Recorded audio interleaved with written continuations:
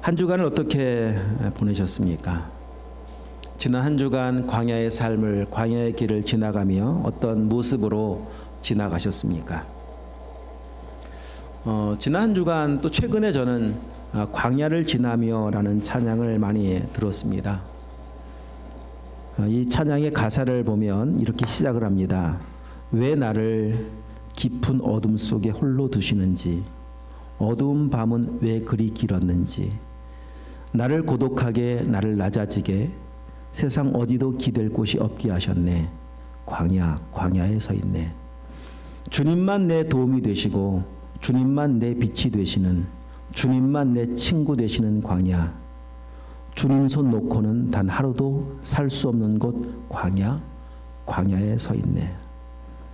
이런 찬양의 가사가 있는데, 이 찬양을 계속 책상에 앉아서 이제 말씀을 보고 또 들으면서도 또 계속 이 찬양을 묵상하고 듣곤 했었습니다. 이 찬양의 가사와 같이 광야의 의미는 이 찬송을 만든 사람은 참 정확하게 이해를 하고 있었습니다. 주님만 내 도움이 되시고, 주님만 내 빛이 되시고, 주님만 내 친구 되시는 광야. 주님 손 놓고는 단 하루도 살 수 없는 곳 광야. 이렇게 광야를 표현했습니다. 하나님께서 광야로 인도하신 목적이 바로 여기 있지 않겠습니까? 나밖에 없다, 이 사실 알려주시려고. 주님만 온전한 믿음, 주님만 온전한 믿음으로 바라보고 의지하게 하시려고 한 거 아니겠습니까? 안타깝게도 이스라엘 백성들은 광야로 인도하신 하나님의 의도를 알지 못했기 때문에 그들은 광야의 길을 걸어가면서 보여준 모습이 무엇이냐, 계속 원망과 불평밖에 없었습니다. 하나님께서 이 백성들에게, 이 광야의 의미를 알지 못하고 있는 백성들에게 우리 지난 19장에서 살펴보았던 것까지 신의 산에 잠시 멈춰 세워놓으시고는 하나님의 구원한 계획과, 구원하실 계획과 창조의 목적이 무엇인가를 알려주셨습니다. 그 세 가지, 자, 기억하고 계십니까? 첫 번째, 하나님의 소유가 되는 것. 두 번째, 제사장 나라가 되는 것. 세 번째, 거룩한 백성이 되는 것. 여러분, 이거는 잊어버리시면 안 돼요. 왜냐하면 이것은 내가 살아가야 할 이유이며 목적이기 때문에 그렇습니다. 내가 이 땅에 존재해야 할 이유이며 목적이기 때문에 그렇습니다. 이걸 놓치면은 내가 왜 사는지를 모르는 거예요. 왜냐하면 창세전부터 하나님께서 계획하신, 준비하신 신령한 복이 바로 이거 아니겠습니까? 꼭 기억하셔야 됩니다. 그래서 똑같습니다. 이스라엘 백성들에게도 원망하고 불평하고 있는 이유가 무엇인가 하면 왜 그들을 하나님 불러내셨는가를 모르기 때문에 그렇습니다. 그러니까 알려주시는 거예요. 너희를 향한 나의 계획은 이런 것이란다라고 알려주시는 겁니다. 알려주셨습니다. 결국은 원망하고 불평하고 있다라고 하는 것은 아직 하나님의 소유가 안 됐다. 그 말은 아직도 내가 주인이라는 겁니다. 그래서 내 마음에 드느냐 들지 않느냐에 따라서 내 마음에 안 드니까 원망하는 거 아니겠습니까? 존재가 바뀌었다라고 하는 것은 하나님의 소유가 된 것이고, 하나님의 소유가 되면 하나님 인도하시는 길이 그냥 다 옳은 길입니다. 하나님 인도하시는 그 길은 다 선한 길입니다. 그래서 광야에서도 찬송할 수가 있습니다. 광야 괜찮습니다.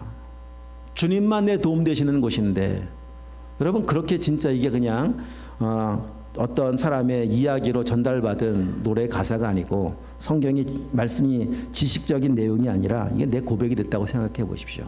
제가 좀 불려드렸던 어떤 찬양의 가사, 주님만 내 도움 되시고, 주님만 내 빛이 되시고, 주님만 내 친구 되시는 광야, 주님 손 놓고는 단 하루도 살 수 없는 곳 광야라고 하는 고백이 진짜 내 고백 됐다고 생각해 보십시오.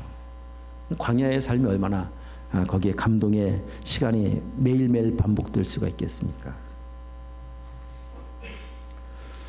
자, 여기까지 하나님의 계획이 무엇인가를 여기까지 지금 다시 한번 지금 정리를 해드렸습니다. 자, 그런데도 불구하고 이스라엘 백성, 우리 19장을 한번 다시 한번 가서 보십시오. 너희를 향한 나의 계획이란다. 이 계획을 말씀해 주셨는데, 자, 7절 이하 7, 8절 말씀 19장 7, 8절 말씀입니다. 한번 읽어보겠습니다. 모세가 내려와서 백성의 장로들을 불러 여호와께서 자기에게 명령하신 그 모든 말씀을 그들 앞에 진술하니 백성이 일제히 응답하여 이르되 여호와께서 명령하신 대로 우리가 다 행하리이다. 모세가 백성의 말을 여호와께 전하매. 지금 이 19장 4절부터 6절 말씀은 하나님의 구원 계획이라고 말씀드렸습니다. 이 말씀을 하셨을 때는 지금 7절 8절에 이 말씀 듣고 싶은 게 아닙니다. 왜냐하면 다 행하겠다고 하지만 행할 수 있는 능력이 없는 걸 너무 잘 알고 있기 때문에 그렇습니다. 그러니까 이 말씀을 하셨을 때는 하나님이 이런 고백을 듣고 싶었습니다. 주여 감사합니다. 이런 나 같은 사람을 향하신 하나님의 계획이 이런 거라고 하는 사실 제가 이제 알았습니다. 어떻게 이런 저를 하나님의 소유되게 하시려고 하십니까? 어떻게 이런 한심한 저를 제사장 되게 하신다고 말씀하십니까? 어떻게 이런 저를 거룩한 백성 되게 하시겠다고 그런 계획을 갖고 계셨습니까? 하나님 감사합니다. 하나님, 저는 할 수 있는 능력이 없습니다. 그러나 하나님이 하신다고 말씀하셨으니 하나님이 하실 것을 믿습니다. 말씀을 통해서 하실 것을 믿고 하나님 간절히 소망하는 것은 이 말씀이 진짜 깨달아지고 믿어지는 은혜를 내게 허락해 주시옵소서. 그러면 하나님은 하실 줄 믿습니다. 이 고백 아니겠습니까? 다른 고백이 뭐가 필요하겠습니까? 그럼에도 불구하고 이스라엘 백성들은 그냥 다 행하겠습니다. 아직 안 바뀌었는데도 불구하고 다 지키겠습니다. 이렇게 대답부터 합니다. 눈으로 한번 6절, 7절, 8절을 보십시오. 8절 눈으로 보세요. 백성이 일제히 응답하여 이르되 여호와께서 명령하신 대로 우리가 다 행하리이다.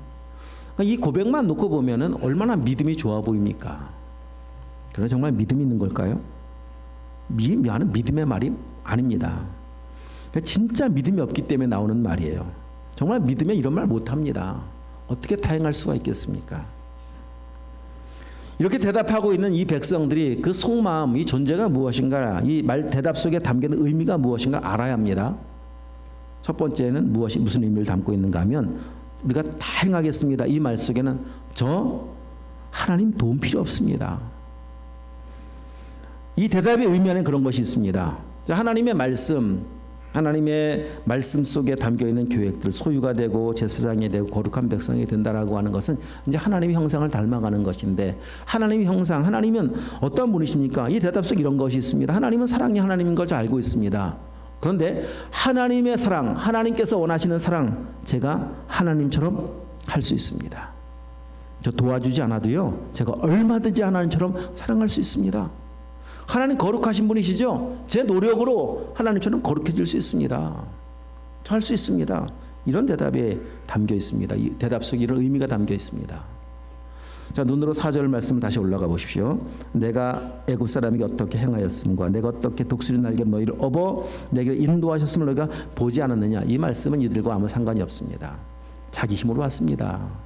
독수리 날개 업혀온 것이 아니라 내 힘으로 애굽을 지나왔고, 애굽에서 빠져나왔고, 홍해를 지나왔고, 내 힘으로 광야를 살아왔죠. 하나님 안 도와주셨습니다. 내 힘으로 살아온 겁니다. 이게 지금 이 대답 속에 담겨 있는 고백입니다. 하나님 필요 없다는 겁니다. 이 말은 무슨 말과 같은가 하면, 자, 한 2-3살짜리 아이가 이런 이야기를 주고받습니다. 어른이, 얘야, 너 쌀 한 가마니 지면 너 원하는 게 뭐가 있니? 너 갖고 싶은 게 뭐가 있니? 내가 다 해주마. 그러자 이 아이는 그가 갖고 싶은 거를 줄줄이 이야기합니다. 그리고 하는 말이, 자, 쌀 한 가마니 질 수 있습니다. 이렇게 대답을 합니다. 이것과 똑같습니다. 이 아이는 쌀 한 가마니 무게가 얼만큼 나가는지도 모르고 자기의 지금 힘이 얼만큼을 들 수 있는지도 모릅니다. 그 말이 뭡니까? 분수를 전혀 모릅니다. 철부지라는 겁니다. 지금 이스라엘 백성들이 그렇습니다. 자신들의 존재를 인정하지 않습니다. 인정하면 이런 말 하겠습니까? 내가 누군지 알면 이런 말 하겠습니까? 어떻게 다 지킨다고 말을 합니까?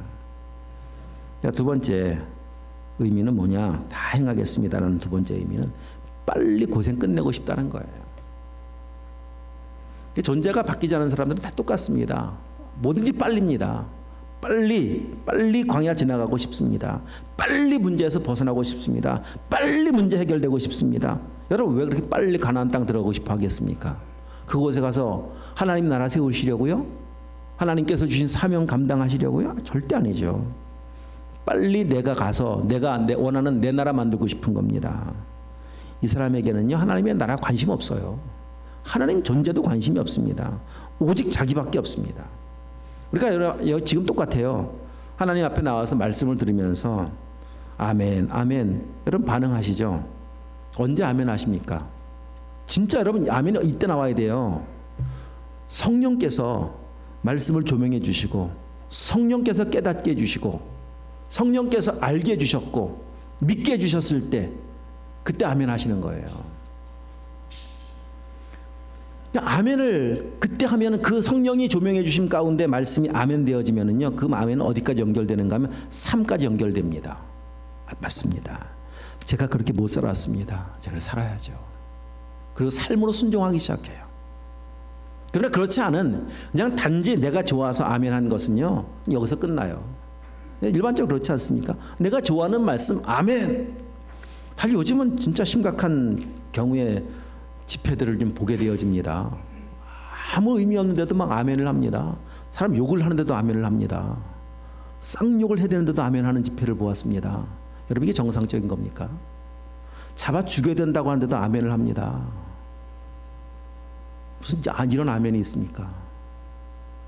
정말 성령이 감동케 하셔서 믿게 하시고 조명해 주셔서 아멘. 그렇습니다. 저 죄인입니다. 아멘. 맞습니다. 이런 은혜가 있길 축복합니다. 이렇게 아멘이 이 성령을 통해서 아멘이 되려면 하나님의 은혜를 구하는 방법밖에 없어요. 여러분 은혜를 구하십시오. 오늘도 이 말씀 속에 단 한 구절이라도 계속 말씀드리잖아요. 한 구절이라도 한 말씀이라도 정말 깨달아지게 하시고 믿어져서 아멘이 되는 말씀이 되게 하여 주시옵소서. 이런 그런 소망하고 기대하는 마음으로 들으십시오. 내가 원하는 좋아하는 말씀에만 아멘하면은 내가 싫어하는 말씀은 아멘하지 않습니다. 뭐 복을 받아라 주신다 이뭐 아멘이죠. 뭐 쌍수 들고 아멘. 십자가를 지고 나를 따르라. 침묵 찬물 끼얹은 것 같아요. 다 자기 원하는 대로의 말씀을 입맛에 맞는 대로 지금 받는 거 아니겠습니까? 이렇게 대답하고 반응하고 있다라고 하는 것은요 아직 안 바뀌었다는 거예요. 아직 존재가 안 바뀌었다는 겁니다. 수없이 많은 기적을 경험했지만 아직 은혜가 무엇인지 모른다는 겁니다. 독수리 날개로 업혀왔음에도 불구하고 자기 힘으로 왔다는 착각 속에 빠져 살아가는 겁니다. 여러분 베드로를 보십시오. 얼마나 믿음 좋아 보였습니까? 다른 사람 다 버려도요 저는 절대 하나님 안 버리 예수님 안 버립니다. 얼마나 믿음 좋아 보입니까? 그런데 몇 시간 갑니까? 그 호언장담이. 그러니까 호언장담이 중요한 게 아니에요. 큰 소리 치는 게 중요한 게 아니에요. 무엇이 중요한 건가 하면은 진짜 존재가 바뀌는 게 중요하고 필요한 겁니다. 여러분 잘 보십시오. 이렇게 대답하고 있는 이들은 다 애굽을 지나온 사람들입니다. 출애굽한 사람들입니다. 홍해도 지나왔습니다. 광야도 지나고 가고 있습니다. 그들이 생각할 때는 나는 믿음이 좋다고 생각할 겁니다. 어쩌면 오늘 우리 용어로 한다면 나는 죽었다. 죽은 사람입니다. 이렇게 착각에 빠져 살아갈 수도 있습니다. 여러분 실제로 죽었습니까? 반응하는 모습을 보니까 하나도 안 죽었어요. 아무도 안 죽었어요. 아직도 자기가 주인이에요. 안 죽었다는 말은 그런 겁니다. 하나님이 계셔야 될 자리에 아직도 내가 주인으로 있는 거예요. 이게 안 죽은 겁니다. 죽는 게 뭔지 아십니까? 하나님이 계셔야 될 자리에 하나님 모시는 게 죽는 겁니다. 내가 주인으로 있던 그 자리에 빨리 내려오고 예수님 그 자리에 모시는 거 이게 죽는 거예요. 몸이 죽고 이런 게 아닙니다. 이걸 죽었다. 존재가 바뀌었다고 말을 합니다. 그러니까 애굽은 나왔어요. 근데 아직도 내가 주인이에요. 속이 환경은 바뀌었는데 속은 안 바뀌었어요. 중심 마음은 하나도 안 바뀌었어요. 그러다 보니까 그냥 빨리 광야 싫습니다. 빨리 가나안 가고 싶습니다. 빨리 오죽 빨리 이러니까 그냥 얼마나 가고 싶은 이유도 뭐 다 자기 때문인데 그러니까 정탐꾼까지 보내잖아요. 가서 미리 보고 싶다는 겁니다. 가나안 땅을. 졸라서 하나님께서 보냈더니 여러분 미리 보았죠. 물론 가서 들어갈 것을 보았습니다. 본 것이 도움이 되던가요? 본 결과가 뭡니까? 갔다 온 사람들 이야기를 들어보니까 땅은 괜찮더라. 과일의 실과까지 보여줬으니까 땅은 괜찮고 열매도 괜찮은데 문제는 그 땅의 사람들이다. 내 마음에 들지 않습니다. 이런 이야기들이. 그러니까 무엇을 합니까? 또 원망을 쏟아놓다가 원망하다가 얼마나 많은 사람이 죽음을 당하게 됩니까? 믿음의 사람들은 그런 겁니다. 존재가 바뀐 사람들은 하나님께서 광야를 인도하시면 광야는 나의 최고의 나의 인생 속에 가장 좋은 환경이며 주님만 나의 도움이 되시는 곳이기 때문에 주님만 내 친구 되시는 곳이기 때문에 주님 손 놓고 단 하루도 살 수 없는 곳이기 때문에 이 길이 가장 최선의 길입니다. 최고의 길입니다. 하나님 인도하시는 타이밍 때로 빠를 수도 있고 늦을 수도 있습니다. 40년 머물라고 하시면 40년 참 답답해 보이겠지만 하나님께서 인도하시는 최고의 카이로스의 시간입니다. 늦으면 늦는 대로 감사할 수 있고 왜 이 좋은 시간을 빨리 지나가게 하십니까? 빠르면 빠른 대로 감사할 수 있고 그것이 정말 소유가 바뀐 주인이 바뀐 사람 아니겠습니까? 하나님은 이렇게 자기의 분수를 모르는 이스라엘 백성들에게 알려주시려고 어떤 존재인가 알게 하시려고 지금 여기 세워놓으신 거예요. 그리고 다 지키겠다고 말하는 정말 이런 한심스러운 철부지 같은 사람들에게 다 지켜보겠다고 진짜 다 지켜보겠다고 그래서 지켜야 될 내용을 알려주시는 것이 20장 21장 22장 23장이에요. 무슨 너희가 지킨다고 했는데 그래 지켜야 될 건 이런 거란다라고 하는 내용을 알려주시는 거예요. 내용을. 그것을 십계명이라고 말을 합니다. 더 구체적으로 세분화해 보면 그 계명이 몇 가지냐 613가지라고 말을 합니다. 이렇게 지키는 거란다 알려주신 거예요. 자, 사랑의 이 내용 계명의 핵심은 사랑인데 사랑을 이렇게 하는 거란다. 어떻게? 나를 사랑해야 하는데 나는 너의 목숨 걸고 사랑해야 돼. 이웃을 사랑해야 되는데 이웃을 누구까지 사랑할 수 있어야 되는가 하면 너희 원수까지도 사랑할 수가 있어야 돼. 그런데 한 번 사랑하는 것으로 끝나는 것이 아니라 한 번 사랑을 시작하면 영원히 사랑해야 돼. 만약에 단 1분 1초라도 사랑이 멈추면 너는 바로 저주다. 다 사랑했는데 그 원수 한 명 사랑하지 못했다면 역시 저주다. 이게 알려주시는 사랑의 기준이고 지켜야 된다는 말씀의 내용입니다. 자, 다시 또 우리 그 아이의 입장으로 돌아가 볼까요? 너 쌀한감을 질 수 있다고 말을 했지 그 아이의 옆에 쌀한감을 갖다 놓은 거예요. 근데 아이는 쌀한가마니가 뭔지 모르잖아요. 아이의 입장에서 놓고 볼 때는 쌀한가마니가 뭐지 도대체? 그냥 솜사탕 같은 건가? 뭐 그냥 그렇게 생각하고 있는 그 아이의 옆에다가 실제로 쌀한가마니를 떡하니 갖다 놓았습니다. 쌀한가마니 이거다 이거 줘야 돼. 그리고 실제로 엄청 힘센 두 사람이 쌀한가마를 벌쩍 들 수 없잖아요. 그러니까 이 들고 내려놓는 막 신용까지 다 보여주는 거예요. 이게 엄청 무거운 거야 이거. 너 한번 줘볼래 지금? 알려주셨습니다. 자, 쌀한가마를 옆에 놓았다라고 하는 이유가 뭐겠습니까? 자기 분수지 말라는 거잖아요. 이거라니까. 왜 이 613가지의 계명을 주셨습니까? 왜 10계명 주셨습니까? 분수하려는 거잖아요. 넌 못 지킨다니까. 어떻게 네가 사랑을 해? 그것도 쉬지 않고 1분 1초도 빠짐없이 모든 사람을 어떻게 사랑을 하니? 너 못하지. 그 못하는 거 알게 하시려고 지금 주신 거예요 이것이. 여러분 이거 할 수 있나요? 쌀한가마니 질 수 있으세요? 장로님 질 수 있으세요? 쌀한가마니? 그렇죠. 맞아요. 그전엔 들었죠. 뭐 장로님 정도면 2가마니 들 것 같은데. 그렇죠. 우린 다 알아요. 그죠? 못 지는 거 알아요. 저도 마찬가지예요. 그전 졌었어요. 저도. 제가 군대 있을 때 40kg 2개를 딱 양쪽 어깨에 메고서 막 옮겼던 기억이 나거든요. 네. 지금은 뭐 자신이 없죠. 우린 분수를 알아요. 내가 못하는 거 알아요. 그러니까 왜냐하면 경험을 해보았거든요. 근데 아까 아이 입장에서 모른다니까요. 철부지 2-3살짜리가 뭐 쌀을 압니까? 그러니까 알려주시려고 너 못해 너 이거 알려주시려고 그게 그 말씀이거든요. 이 계명을 지금 쭉 소개하면서 알려주고 읽어주고 사랑은 이렇게 하는 거라 나 쭉 소개하고 있는 이유는 이런 거구나 못하는구나 이거 알려주시려고 준 의미인데 여러분 얼마나 이스라엘 백성들이 참 말씀 못 깨닫는 걸 보십시오. 자, 24장 본문 다시 와서 보시면 하나님 모세를 다시 불러 올리셨습니다. 그리고 3절에 보면 모세가 와서 여호와의 모든 말씀과 그의 모든 율례, 이 613가지예요. 20장부터 23장까지 말씀입니다. 자, 율례를 백성에게 전합니다.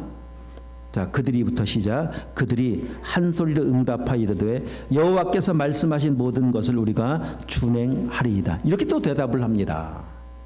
아니 쌀 한 가마니가 얼마나 무거운가를 다 시험에 보여주고 알려주었음에도 불구하고 아이에게 너 못하겠지? 라고 말을 하니까 아니 할 수 있다니까요. 이렇게 또 말을 하는 거예요.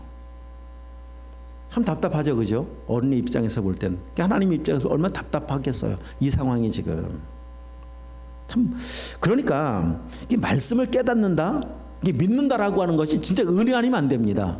이 정도까지 했으면 깨달을 것 같은데 이쯤 되면 믿을 것 같은데도 못 깨닫고 못 믿어요. 내가 누군지 아직도 모르고 있어요.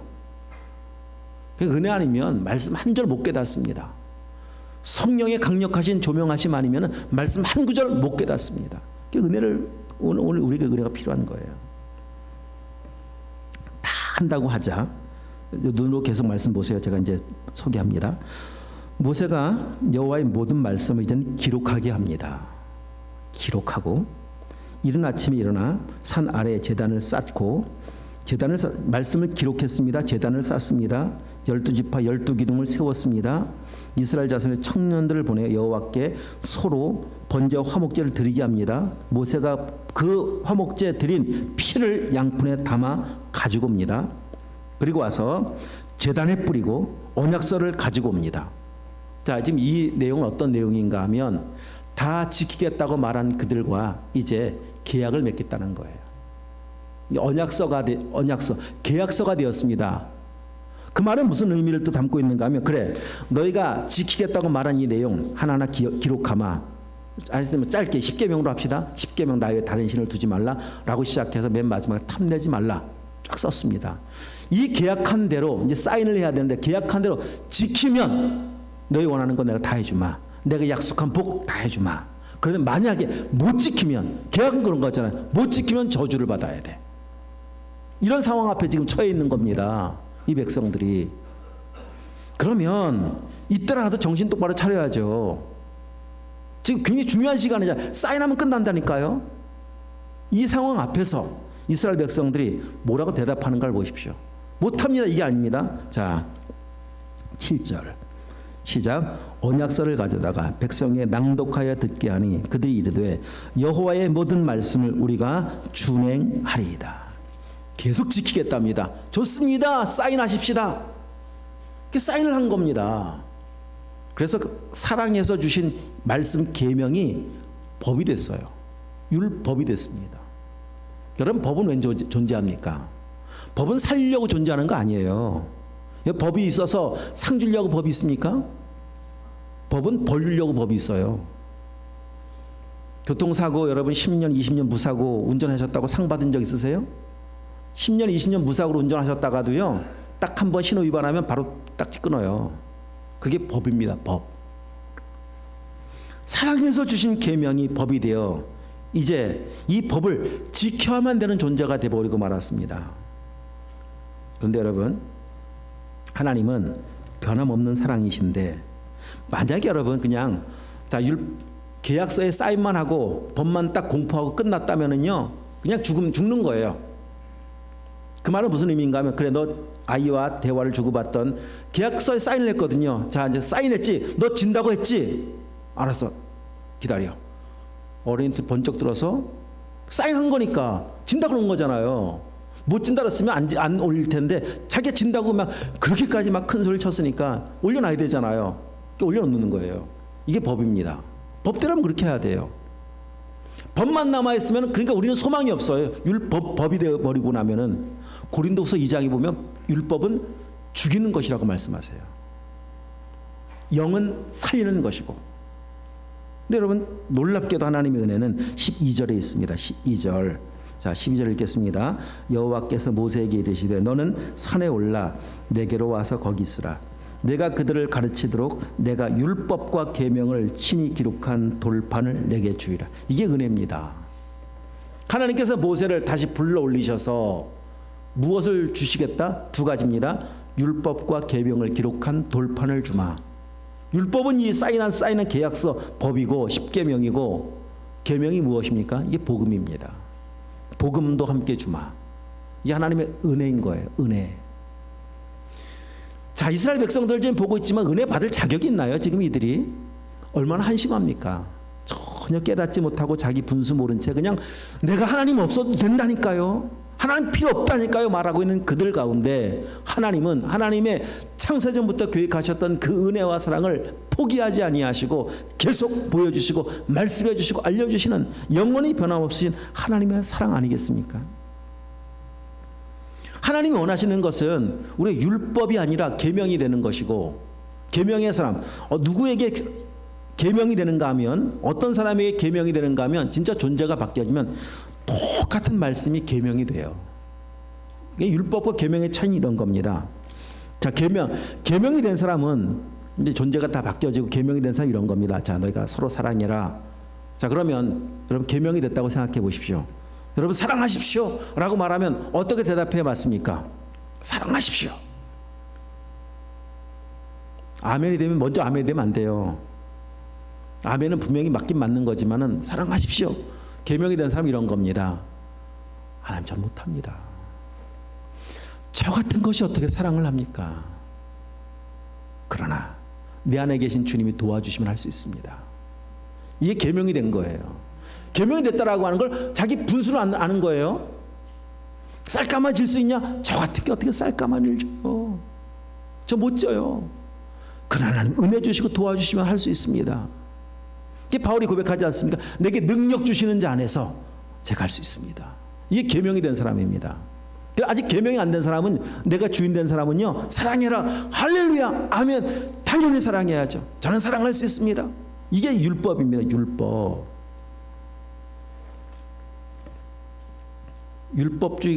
율법주의로 살아가는 사람들이 늘 고백하는 것은, 하여튼 언제나 자기가 옳아요. 그래서 열심히 하거든요. 열심히 살거든요. 열심히 노력을 하거든요.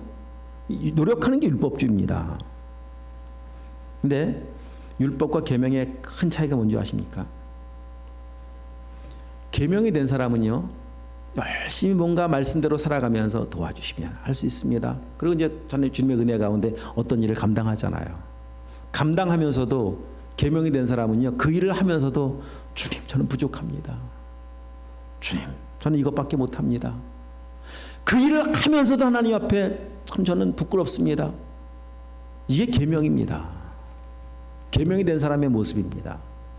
율법이 된 사람은요, 열심히 일을 하면서 주여 제가 대단하죠.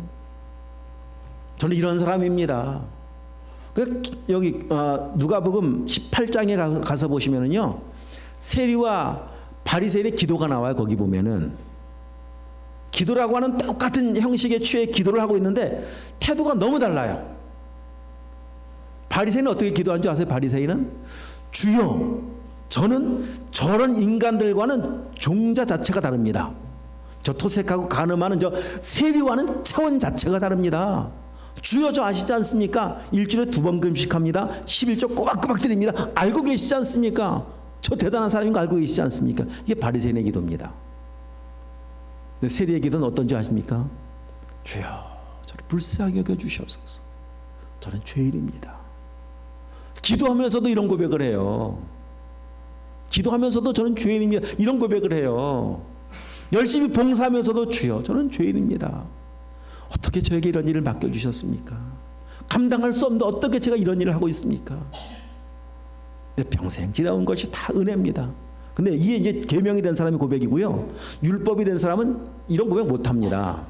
내 평생 지나온 것이 무슨 은혜입니까? 내 노력이었고 내 능력이었었지. 입으로는 하지. 입으로는. 내 속에서는 바리새인이에요. 바리새인. 저는 달라요. 차원이 달라요. 그들과는 달라요. 제가 얼마나 열심히 일을 했습니까? 근데 하나님께서 뭐라고 평가하시는가 하면, 어머님 잠깐만 한번 보십시오. 누가복음 18장을 한번 잠깐 찾아가 보세요.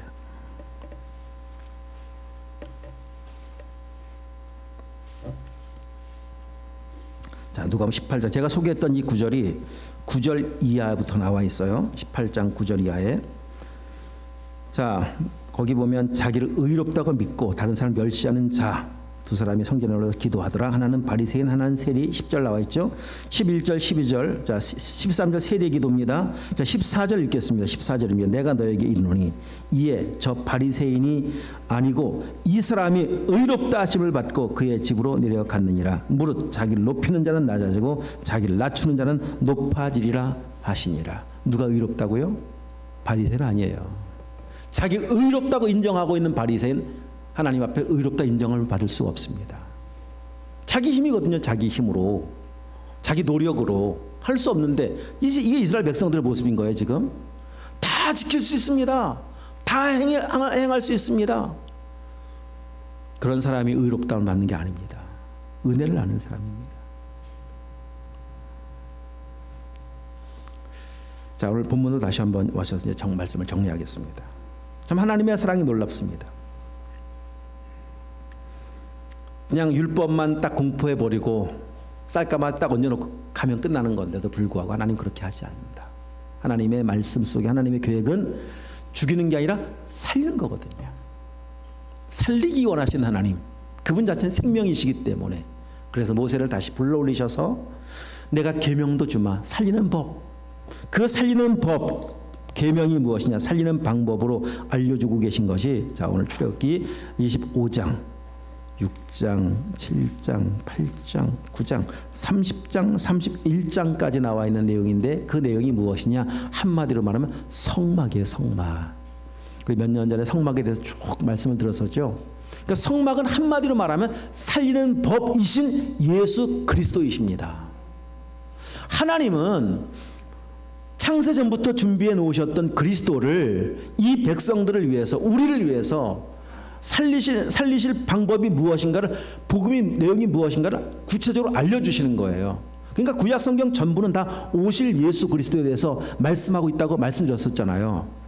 언제부터입니까? 창세전부터 준비한 그리스도는 아담과 하와가 범죄하자마자 말씀으로 여자의 후손으로 오실 것이다, 그는 발꿈치가 상하게 될 것이다 라고 하시면서부터 시작해서 계속해서 성경이 지나오면서 계속 창세기를 지나오면서 노아의 홍수를 방주를 만들게 하심으로 그 방주 속에 담겨있는 의미는 오직 구원자는 한 분밖에 없다, 이 사실을 알려주셨고, 출애굽기를 지나오면서 6월절 어린 양을 잡으면서 그분은 어린 양 오셔서 죽으심으로 구원하실 거라고 하는 사실을 알려주셨고, 이 성막에 오면은 구원의 방법이 얼마나 구체적인지 모릅니다. 그러니까 성막은 죄인이 하나님을 만나는 장소입니다. 이 장소가 없으면 못 만나요. 만나기 위해서는 반드시 장소가 필요해요. 또한 죄인이 하나님을 만나려면 제물이 필요합니다. 제물이 없이 만날 수가 없습니다. 제물이 당시에는 양이나 염소를, 소를 잡아서 제물로 드리는데 그 제물은 그냥 드리는 것이 아니라 가지고 온 사람이 직접 잡아 죽임으로 피를 뿌려야 되고 각을 떠야 되고 태워 죽이는, 하여튼 제물이 반드시 필요합니다. 제물은 알고 계시죠? 흠 없는 것이어야 돼요.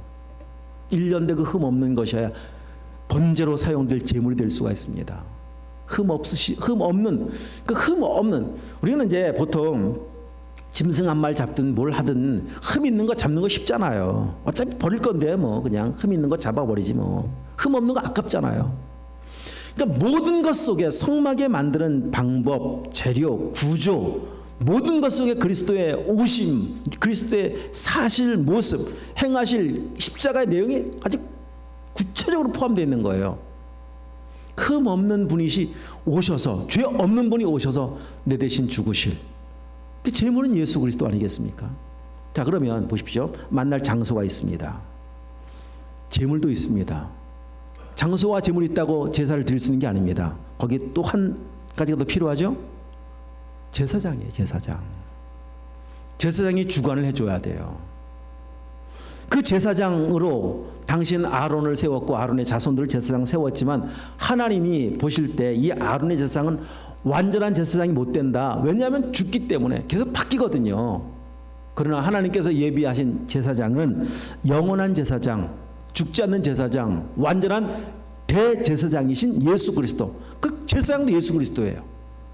그 말은 살리시는 법이신 그분이신 예수 그리스도, 그분이 이 땅에 다시 오셔서 죽으심으로 구원하실 것을 이 계명 속에, 이 복음 속에 담겨주시고 함께 주길 원하셔서 모세를 불러 올리신 겁니다. 하나님은 영원한 사랑이십니다. 이보다 더 큰 사랑이 어디에 있겠습니까? 이 말씀을 지금 이제 모세를 통해서 알려주시고, 다음 주에 한 번 더 이 뒷부분을 좀 보게 되겠지만은, 알려주시는 이 복음이 중요한 건 믿음이 돼야 돼요. 얘야, 너 못 줘, 이 쌀가마니. 근데 너 내가 너 선물을 주고 싶어. 이게 마음이에요. 선물을 주고 싶어서 지금 이런 이야기를 하고 있는 거지. 얘야, 잘 기억해야 해야 된단다. 너 선물을 받을 수 있는 방법은 딱 한 가지밖에 없어. 이 쌀가마니를 대신 져줄 사람이 필요해. 그런데 이 쌀가마니 내가 질 거야. 내가 너 대신 질 거란다. 너가 할 것은 무엇인가 하면 쌀가마니 져준 나를 믿으면 돼. 나를 받아들이면 돼. 그럼 그 믿음으로 네가 갖고 싶은 선물 받을 수가 있어. 이게 복음이야. 복음 아니겠습니까?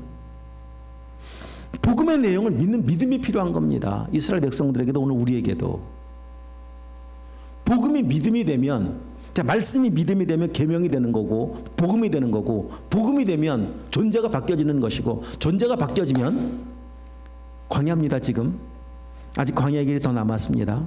이제 시작이에요. 여기 이스라엘 백성들이 시작입니다. 광야의 길. 2달밖에 안 됐어요. 앞으로 갈 길 멀어요. 40년이에요.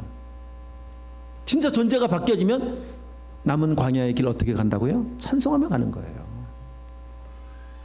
주님 손 붙잡고, 주님만 내 도움 되시고, 주님만 내 생명 되시고, 주님 손 놓고 단 하루도 살 수 없는 광야를 주님 손 붙잡고 찬송하며 찬양하며 감사하며 걸어가는 거예요. 그러면 광야는 신나는 곳이 됩니다. 광야는 그러면 천국이 됩니다. 여러분, 진짜 소유가 바뀌면 그렇게 되는 거예요. 아직 우리 갈 길 좀 남아 있잖아요.